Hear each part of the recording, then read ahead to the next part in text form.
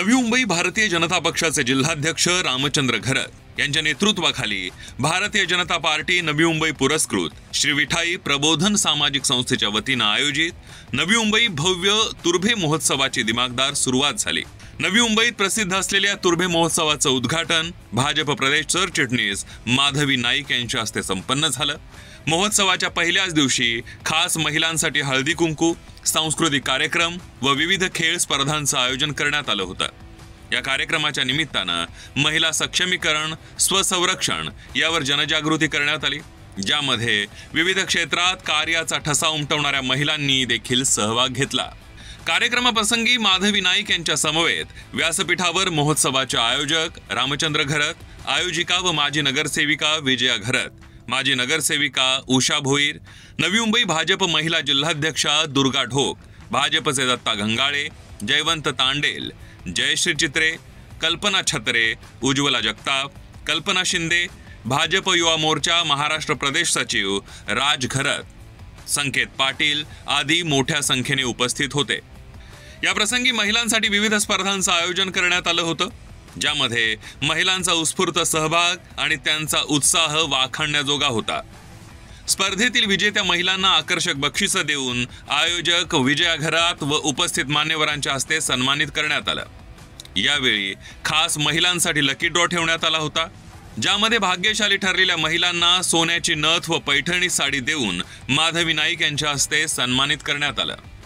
तर विविध कोर्स यशस्वीरित्या पूर्ण करणाऱ्या महिलांना देखील यावेळी माधवी नाईक यांच्या हस्ते प्रमाणपत्र देऊन सन्मानित करण्यात आलं। यावेळी उपस्थित महिलांशी मान्यवरांनी विविध विषयांवर संवाद साधला। महायुती सरकारच्या विविध योजनांची माहिती यावेळी सर्वांना दिली आणि या योजनांचा लाभ घेण्याचं आवाहन केलं। तर रामचंद्र घरत व विजया घरत यांच्या सामाजिक व राजकीय कार्याची प्रशंसा करत निस्वार्थ भावनेनं सुरू असलेलं त्यांचं कार्य नक्कीच इतरांसाठी प्रेरणादायी असल्याचं मत मान्यवरांनी या प्रसंगी व्यक्त केलं। कार्यक्रमानंतर माधवी नाईक यांनी मीडियाशी संवाद साधताना सांगितलं की कोणत्याही बडेजावपणा न करता सर्वसामान्यांमध्ये वावरणारे लोकप्रतिनिधी म्हणून घरत लोकप्रतिनिधी यांची एक वेगळी ओळख आहे आणि आज या कार्यक्रमाला मोठ्या संख्येनं जमलेल्या महिलांच्या विशेष उपस्थितीनं त्यांच्या कार्याची प्रचिती येते। तुर्भेकरांसाठी ही पर्वणी उपलब्ध करून दिल्याबद्दल आमच्या रामचंद्र घरत आणि त्यांच्या सुविद्य पत्नी यांचं मी मनापासून अभिनंदन करते। इथे लोटलेली ही जी गर्दी आहे त्या गर्दीवरूनच लक्षात येतं की लोक या महोत्सवाची किती वाट बघत होते आणि त्याचं दुसरं कारण असं की रामचंद्र घरत यांच्यातर्फे जे कार्यक्रम आयोजित केले जातात त्याच्यामध्ये महिलांसाठी स्वावलंबन, महिलांचा सन्मान या गोष्टीचा प्रामुख्याने विचार केला जातो। त्याच्यासाठी त्यांनी आधीपासून घेणारे ते वेगवेगळ्या प्रकारची प्रशिक्षण असतील किंवा आज महिलांना 4 विरंगुळ्याचे क्षण मिळावे म्हणून त्यांच्यासाठी आयोजित केलेला पैठणीचा खेळ असेल, महिलांच्या सक्षमीकरणासाठी कार्यरत असणारं असं हे घरत दाम्पत्य यांना मी मनापासून शुभेच्छा देते आणि तुमच्या माध्यमातून नागरिकांना अशी विनंती करते की त्यांनी 8 दिवस चालणाऱ्या या महोत्सवामध्ये आपली हजेरी लावावी आणि यांचं घरत दाम्पत्याचं इथे जे आयोजन नियोजन आहे त्याचा त्यांनी आनंद घ्यावा। या प्रसंगी महोत्सवाचे आयोजक रामचंद्र घरत यांनी देखील या महोत्सवाच्या आयोजनामागील आपली भूमिका स्पष्ट केली। तुर्भे महोत्सव आम्ही गेल्या 4 वर्षापासून घेतोय।